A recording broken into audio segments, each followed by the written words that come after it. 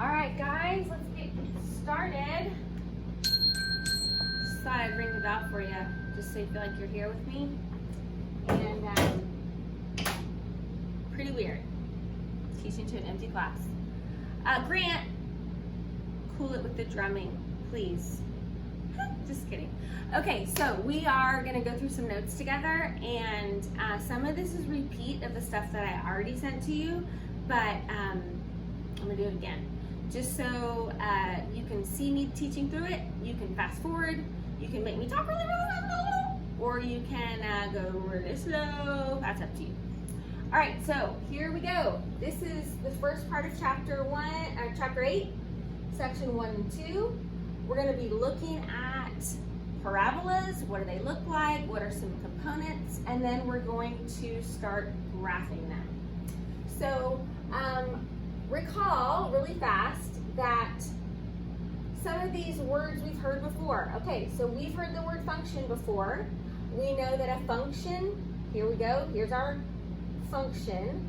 When we see the letter Y, that's the same thing as saying function of X, because Y is a function of what X does. X is boss, Y follows. So we can say f of x is equal to ax squared plus bx plus c. We can also say y, same thing. I'm gonna erase that.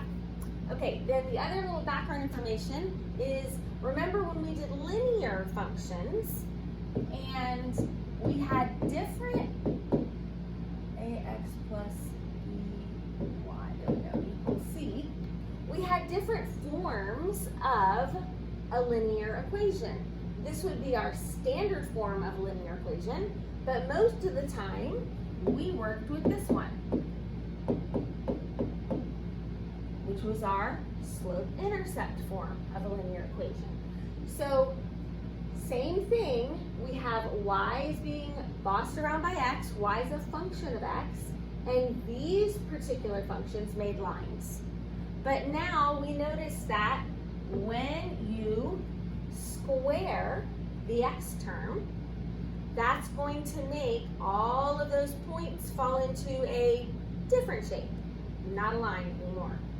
So let's get started. We're going to label this, and then we'll do some graphing, and then I'll let you guys do some on your own.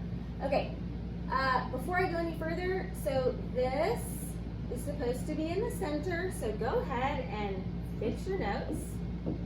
See, this just feels like you're writing class, and I'm telling you something silly that I did on my notes. It's not right, that you have to fix. So there we go. That's our axis of symmetry. Divides that parabola in half.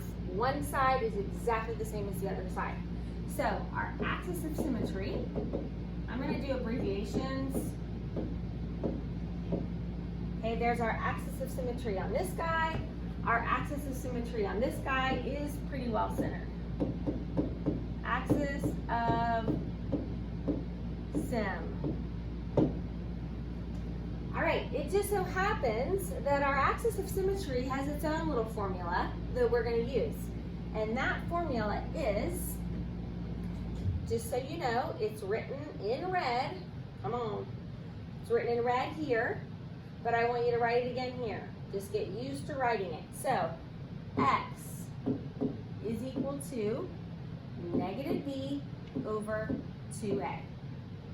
That's the formula for our axis of symmetry.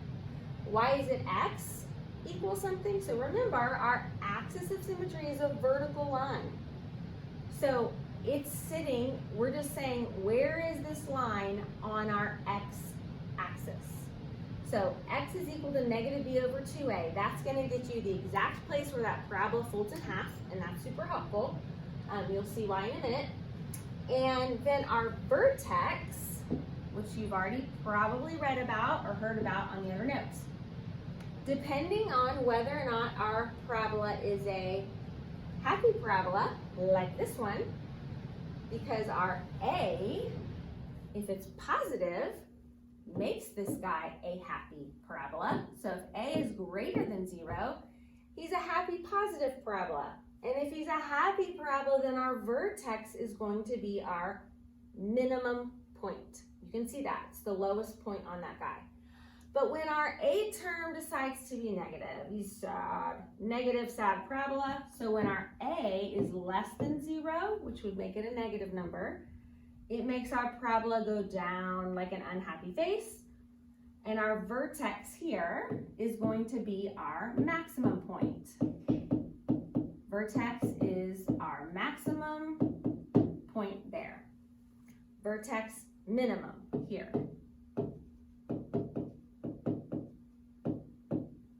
Minimum point, maximum point, and our vertex always sits on our axis of symmetry. So, last thing I want to say is, for right now, our C in this situation is our y-intercept.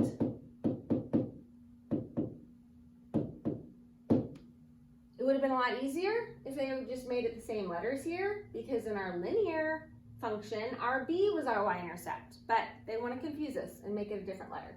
So C is our y-intercept in a parabola. Okay, so let's get started doing a little bit of graphing.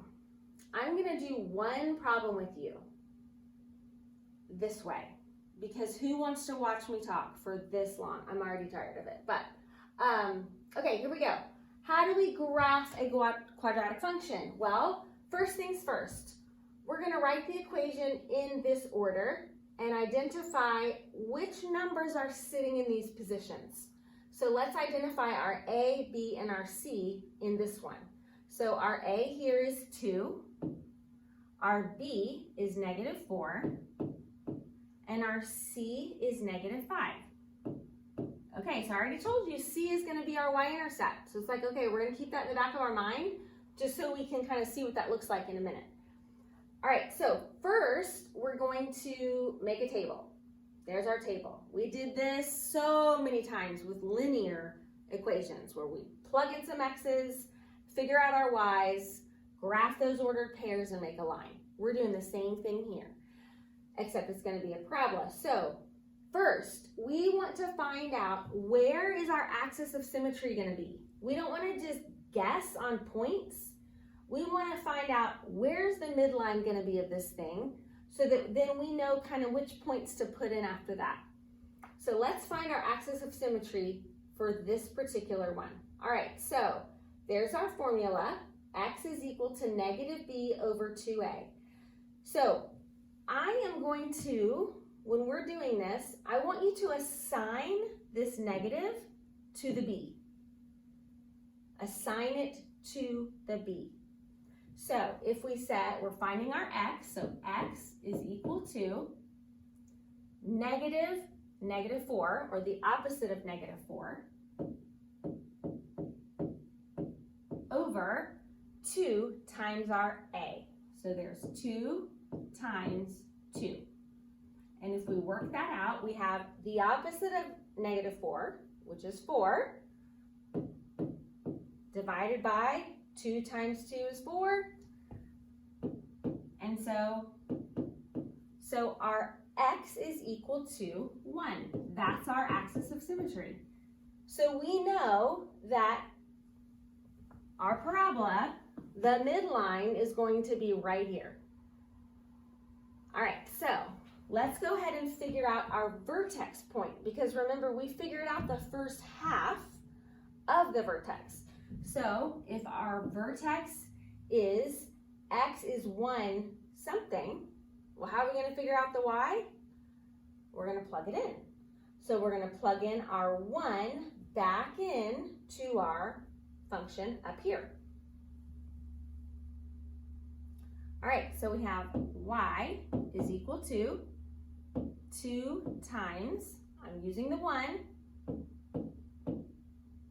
minus 4 times 1 minus 5.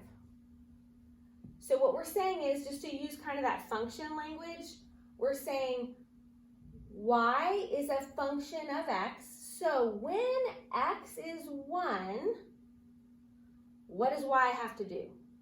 When x decides to be 1, y becomes, well, 1 squared is 1, and 1 times 2 is 2.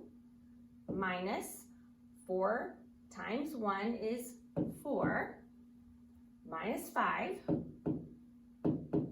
Well, 2 minus 4 is negative 2, and negative 2 minus 5 is negative 7.